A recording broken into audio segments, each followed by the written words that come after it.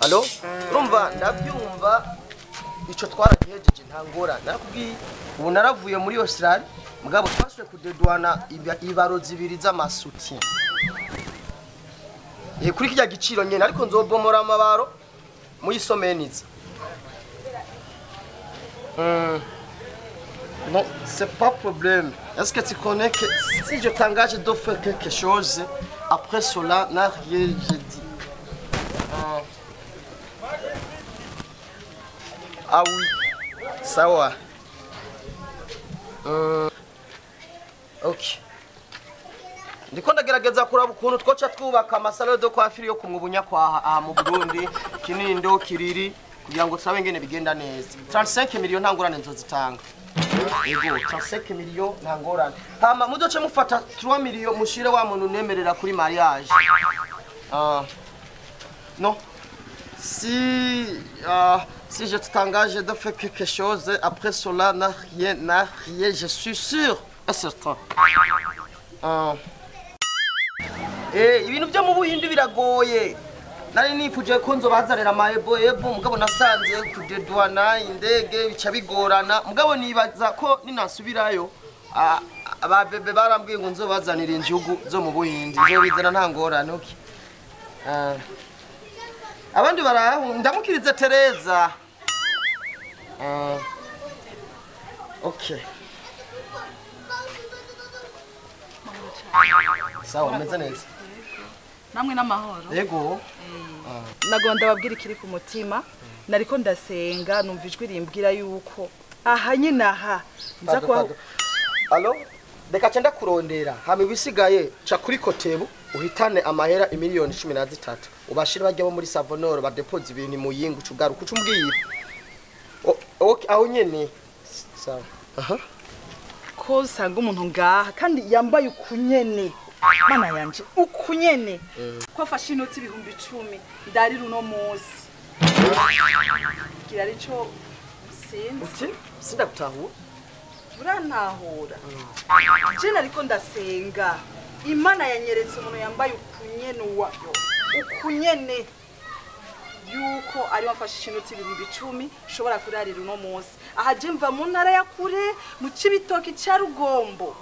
Wari musanzwe munzi ni juste gusa ntabwo nari ndabazi ariko nijwi ryamwe muyera Nkemuyera ego mada sa Nkemuyera niwe yakubwiye ngo ndagwa 10,000. ego Okay sindavyibatse nuko nyene usenga he jensenga muri Plein Evangile hariya mu Cibitoki ariko Nkemuyera yakubwiye ati umuntu munaka nagwa 10,000.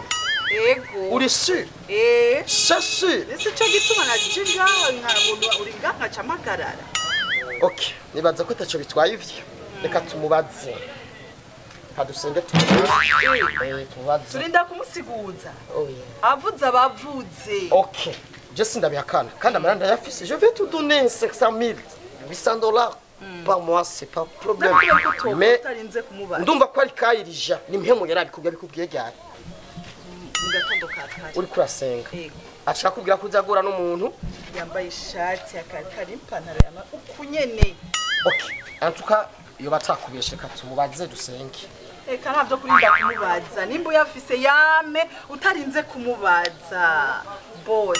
Mbe Nkemuyera yari kubwira wewe canke yabwira jewe?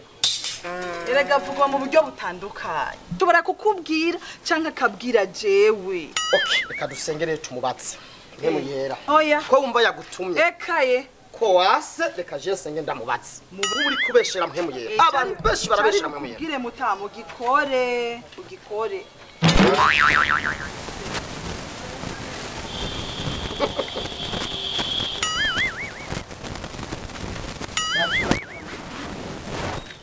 ugiye akubwiye usanga winumiye gusa icyo kubwira abantu beshi bariko barabeshera Nkemuyera kubera kutamenya mwikebuke abantu benshi barategura imigambi yabo bakayita kuri muhemu yera.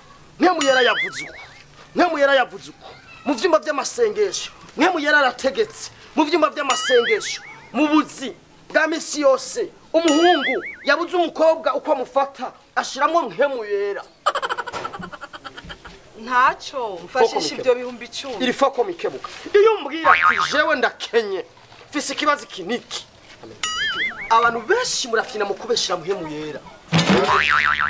Mukibaza ko muhemu yera ari gikoresho tukwiye gukoresha mu kwescroka abantu cyangwa gukora escroquerie. Wavuze ko ari muhemu yera? Benda kubaza. Uragwaye cyane. Hari kibazo ufise. Amaboko arakomeye? Ego. Amaguru arakomeye? Ego. Ijambo ry'Imana rivuga ngo udakoze ntakarye. Kandi avuga ngo musabe muzoronka. Mudodere muzugururira. Impanone. Iyo mbwiye ati fise ikibazo iki tudacishijemo vya muhemu yera twari kugikemura. Ariko ko ubeshe muhemu yera. Nabonye ko ukomeye tugende nkwereka ibikorwa ukora muhira amanda guhamahera. Oya je sishaka ivyo uja kunyereka nkora. Je nasavye amafaranga ibihumbi 10. Ise yo gutanga tacafatiyeko. Hanagubwoya. Ntimuzosubira kubeshya muhemu yera. Umukobwa vyankiye mu cumba c'amasengesho ategeka avuga ngo ni muhemu yera. Muvyeyi mwikebuke cyane. Mugende mukoresha yanyu maboko kugira ngo muronke ivyo mushobora gukora. Kuko ngo na Paulo mu buzima bwa misi yose yarabaye hakora akajisha agatangisha ikanga mu byo yakoze. Yesu akugirire neza kwigisha mwe muhora kugende. Kumbe nu. Wanze umuntu ukwahe. Nta kundi. Ndihangana muto urakoze. Ego urakoze. Sawa.